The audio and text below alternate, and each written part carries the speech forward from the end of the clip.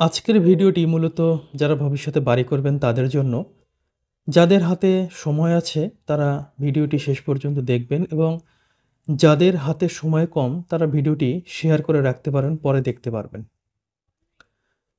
আপনারা অনেকে অনেক ভালো জায়গা থেকে বা অনেক ভালো আর্কিটেক্ট বা ইঞ্জিনিয়ারের কাছ থেকে বাড়ির প্ল্যান এবং ডিজাইন নিয়ে থাকেন।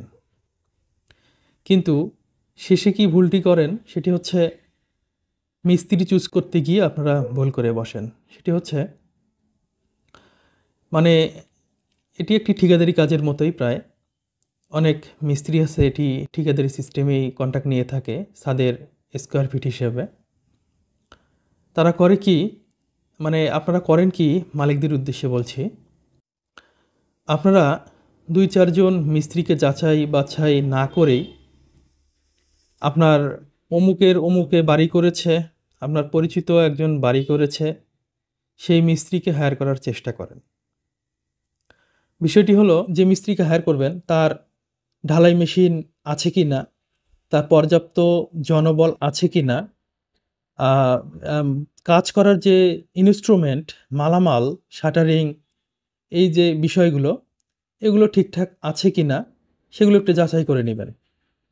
এবং পূর্বে করেছে এমন কাজ দেখবেন, তার কাজের ফিনিশিং কেমন, বা পূর্বের মালিকের সাথে তার আচরণ কেমন ছিল, কিভাবে কাজ করেছে, টাকা পয়সা নিয়ে কোনো ঝামেলা আছে কি না, এই বিষয়গুলো একটু জাস্টিফাই করে নেবেন।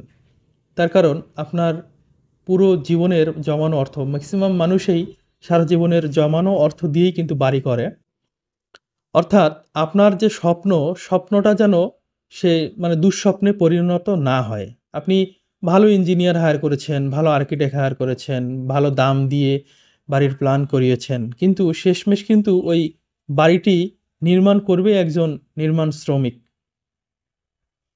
এই বিষয়গুলো মাথায় রেখেই আপনারা কাজ কন্ট্রাক্ট দিবেন এবং কাজ করার শুরুতেই মিস্ত্রি এবং মালিকের ভিতরে একটা বন্ধুত্বপূর্ণ সম্পর্ক থাকে, কিন্তু শেষে গিয়ে শত্রুতায় রূপান্তরিত হয়। বিষয়টি কী কারণে, হয়তো লেনদেন নিয়ে সমস্যা, বা কাজ একটা লো রেটে নিয়েছে, সে কাজ তুলতে পারছে না, সেই ক্ষেত্রে একটা গোঁজামিলের একটা বিষয় থাকে।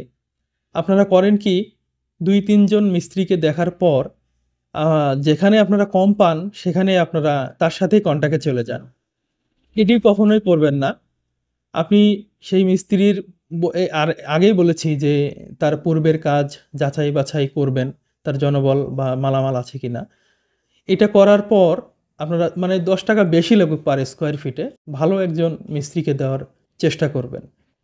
যাই হোক, সস্তা খুঁজতে গিয়ে আপনার বাড়িটা স্বপ্নটাকে দুঃস্বপ্নে পরিণত করবেন না। এটি হচ্ছে মূল বিষয়। যাই হোক, সিদ্ধান্ত আপনার, আপনি কাকে দিয়ে বাড়িটি করবেন। এবং অনেক মিস্ত্রি আছে যেটি দেখবেন যে ইঞ্জিনিয়ার না আসলেই ভালো হয়। এই ধরনের মিস্ত্রিকে অ্যাভয়েড করার চেষ্টা করবেন। এবং আরেকটি গুরুত্বপূর্ণ বিষয়, আপনি যদি কোনো স্থানীয় ইঞ্জিনিয়ার বা আর্কিটেক্ট থেকে ডিজাইন করে থাকেন, অবশ্যই কাজটি মিস্ত্রিকে ফাইনালি দেওয়ার পূর্বে সেই ইঞ্জিনিয়ার বা আর্কিটেক্টের সঙ্গে দেখা করাবেন। সে কাজ ঠিকঠাক বোঝে কি না সেই ইঞ্জিনিয়ার তাকে একটু দেখে নিবে।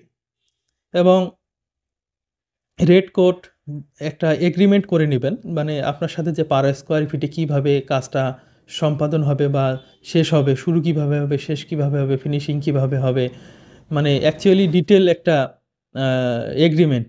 আমার কাছে একটি এগ্রিমেন্ট আসতে আমি রেফারেন্স হিসেবে দিয়ে দিচ্ছি। এইভাবে আপনারা এগ্রিমেন্ট করে তারপর কাজ শুরু করবেন। আসলে শুরুতে সম্পর্ক খুব ভালো থাকে, শেষে গিয়ে কোনো না কোনো কারণে সম্পর্ক নষ্ট হয়ে যায়।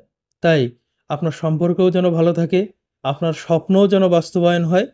আপনারা যারা ভবিষ্যতে বাড়ি করতে চাচ্ছেন, আপনাদের জন্য শুভকামনা ব্যক্ত করে আমার ভিডিও শেষ করছি। ভিডিওটি শেষ পর্যন্ত দেখার জন্য অসংখ্য ধন্যবাদ। ভিডিওটি শেয়ার করে অন্যকে সচেতন করবেন।